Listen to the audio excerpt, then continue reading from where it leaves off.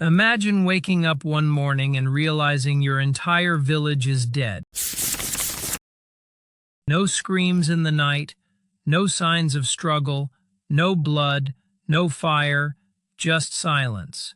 Hundreds of people lying exactly where they fell asleep, mothers still holding their children.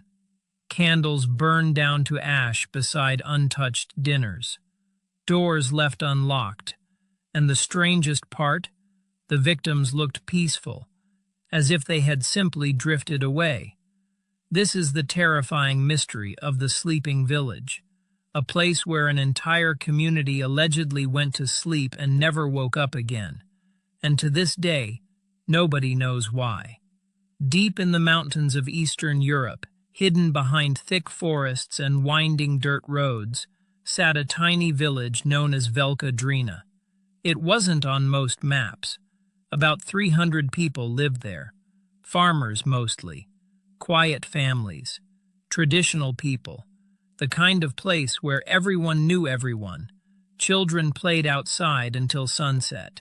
Neighbors left doors unlocked, and every night smoke curled from chimneys as families gathered around candlelit dinners. It was peaceful, too peaceful. Locals spoke about strange things sometimes. Animals refusing to enter certain parts of the woods, a low humming sound heard late at night, people waking up unable to move, claiming they saw shadowy figures standing beside their beds. But nobody took it seriously. Small villages always have stories, and besides, nothing bad ever happened in Velcadrina. Until the winter of 1932, the night everything changed. Snow had covered the village in thick white silence. Witnesses from nearby towns later said they saw something strange over the village around midnight, a dim blue glow hovering above the rooftops. Then suddenly, darkness. The next morning, a delivery driver arrived with supplies. As he entered the village, something felt wrong immediately. No smoke from the chimneys, no barking dogs, no footsteps in the snow, just silence. He knocked on the first door. No answer. So he pushed it open and froze. Inside, an entire family sat motionless around the dinner table, dead, their food untouched, their expressions calm. At first, he thought maybe it was carbon monoxide poisoning, but then he checked the next house, and the next. Every single person was dead, in bed, on couches, near fireplaces. One woman was found reading a book to her child. Another man still held a pipe in his hand. None of them looked terrified. There were no injuries, no signs of violence, nothing stolen. And somehow even the animals were dead too. Chickens, dogs, horses, all lying still. Authorities arrived hours later. Doctors examined the bodies and found something horrifying. The victims had all died at almost the exact same moment, around 1:13 a.m. But there was something even stranger. No official cause of death. Their organs appeared normal. No poison was detected, no disease. It was as if their bodies had simply shut down. One investigator reportedly wrote, "It looked less like death and more like sleep swallowing them whole." Then came the detail that terrified everyone.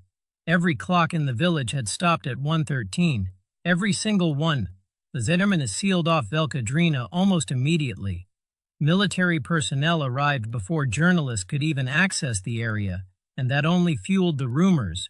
Some believed the authorities knew exactly what happened, but they weren't telling the public. Investigators searched for logical explanations. Gas leak? No traces. Contaminated water? Impossible. Mass poisoning? Nothing found in their systems. Then came the reports from nearby villagers. Several people claimed they heard a loud vibration that night. Others described headaches, nosebleeds, and intense nightmares. One woman living miles away said her windows shook violently at exactly 1:13 a.m. And then there was the forest. Search teams discovered strange burn marks deep among the trees, perfect circles scorched into the ground. No footprints leading in or out. The deeper investigators dug, the stranger the case became. Files reportedly disappeared. Witness statements changed. Some officers involved in the investigation later refused to speak about it entirely. One investigator allegedly quit his job after claiming, "We opened something we shouldn't have." And then, the village was abandoned forever. To this day, locals refuse to go near it after sunset. They say the silence there feels wrong, too heavy, like the village is still sleeping, waiting. So what really happened in Velcadrina? Over the decades, three major theories emerged. Theory 1, a secret military experiment. Some believe the village was exposed to an experimental sonic weapon, a device capable of disrupting the nervous system using low-frequency sound waves. This would explain the synchronized deaths, the stopped clocks, and the strange humming noises witnesses described. But if that's true, why cover it up? And why was an isolated village targeted? Theory 2, toxic gas from beneath the earth. Another theory suggests a rare underground gas eruption. Certain volcanic gases can suffocate silently during sleep. Entire lakes in Africa have caused similar disasters.